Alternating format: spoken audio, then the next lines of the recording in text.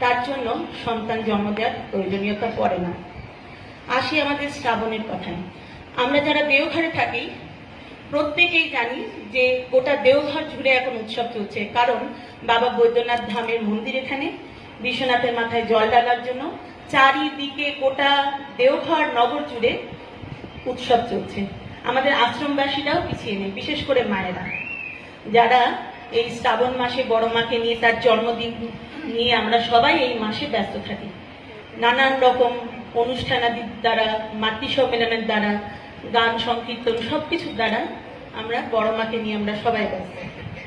কিন্তু আমরা যখন বড় মার কথা বলি, বলতে গেলে আমাদের একটা কথা বলতেই হয়, তার মাতৃরূপের কথা। যদি না বলি তাহলে হয় না। কারণ আমরা শুনেছি এখানে অনেক বয়স্ক মানুষরাও আছেন যারা হয়তো বড় মাকে প্রত্যক্ষ দেখেছেন। আমরা অনেকেই আছি যারা বই পড়েছি বা বড় মার সম্পর্কে শুনেছি, কিন্তু অনেকেই আছেন এখানে, অনেক বৃদ্ধ বৃদ্ধা অনেকেই আছেন হয়তো প্রত্যক্ষভাবে বড় মাকে দেখে থাকবেন। অনেকের কাছে শোনা যে একবার তাদের খুব ফুটবল খেলার শখ হয়েছে, কিন্তু সেই সময় তো মানুষের হাতে এত পয়সা কড়ি ছিল না।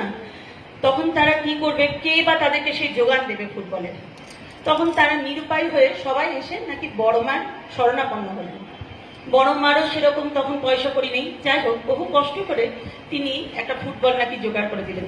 কিন্তু এই যে জোগাড় করে দিলেন, তাতে বড় মার ফুটবলটার প্রতি কোনো স্বার্থ নেই, স্বার্থ হচ্ছে সেই বাচ্চাগুলোর মুখের আনন্দ। এবং অনেক বৃদ্ধাদেরও আমি বলতে শুনেছি, যখন তারা পাবনা আশ্রম থেকে যখন দেওঘরে এসেছেন, তখন তাদের দুবেলা ঠিক করে খাবার জুটত না, অনেক রকম অভাব অনটনের মধ্যে দিয়ে যেতে হয়েছে। কিন্তু তখন পরম পিতার ভোগের পরে যে খাবারগুলো থাকতো সেগুলোকে সব মেখে টেখে বড়মা রেডি করে খুব সযত্নে ডাক ছাড়তেন, কইরে তোরা। তখন সবাই হুড়মুড়িয়ে আসতো, এসে তাদেরকে বড়মা একটা করে দলা হাতে মধ্যে দিতেন, এবং সেগুলো তখন সেই ক্ষুধার্ত বাচ্চাগুলো খুব তৃপ্তি সহকারে খেত। এরকম গল্প আমরা বহু শুনেছি। তাহলে এই যে কে ক্ষুধার্ত, কার কি প্রয়োজন, এগুলোকে যিনি সর্বদা পূরণ করেছেন, এটাই তো তার মাতৃরূপ, মাতৃরূপের প্রকাশ।